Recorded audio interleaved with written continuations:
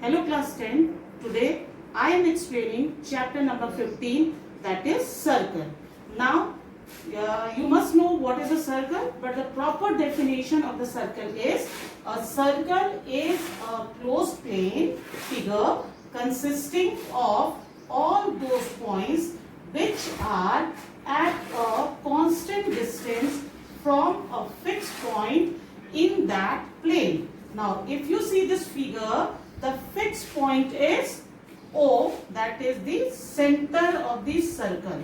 So center is O, and the constant distance means from O, if we measure the distance of OP, if we measure the distance of OR, OB or OA, they are equal. So this is the constant distance which is known as radius.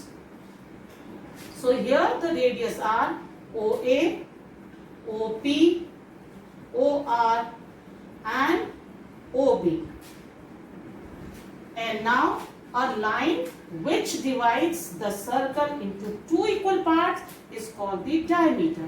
So here what is the diameter? The diameter is AB. Diameter is AB. And any line whose endpoints are on the circle is called the chord. So here what is the chord? Chord is CD and AB also, because the line AB also has its endpoints on the circle. And always remember that diameter is the longest chord of the circle, and if you go further from the center, the chord becomes smaller and smaller. So here this chord is CD and CED. This is a part of the circle, so CED is called the arc. Okay, CED is the arc. Similarly, AP is also the arc, PQ is also arc, RD is also the arc. Now in this chapter we shall learn the following. The first one is the angles properties of the circles, and the second one is the cyclic properties of the circle. And I am explaining the angles properties of the circle. In this, the first one is the angle subtended by an arc of a circle at the center is double the angle subtended by it at any point on the remaining part of the circle. It means if you see this figure, O is the center of the circle, arc PQ is forming one angle, at the center is angle POQ, and the remaining part of the circle PAQ. So we have to prove that angle POQ, which is subtended at the center, is double the angle PAQ. So in construction what we'll do, we'll join OA, produce this line up to B point. Now here if you see this figure, angle P, we know that, first of all we know that OA is equal to OP, because these two OA and OP are the radius of the same circle, so they are equal.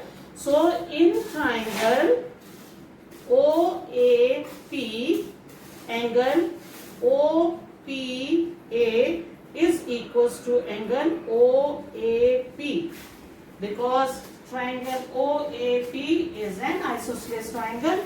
If two sides are equal, then the opposite angles are also equal.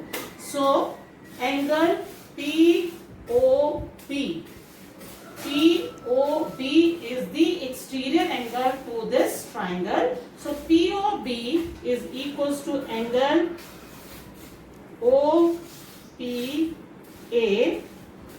plus angle OAP, and we know that angle OPA is equals to angle OAP. So in place of this OPA we can write down OAP. So this will be equal to angle OAP plus angle OAP. So this will be equal to twice of angle OAP A and P. OA, P. Now here, if we see the other side of the triangle, that is triangle OAB. Similarly, we can prove that this angle QOB. Similarly, we can prove in triangle OAQ, we can prove that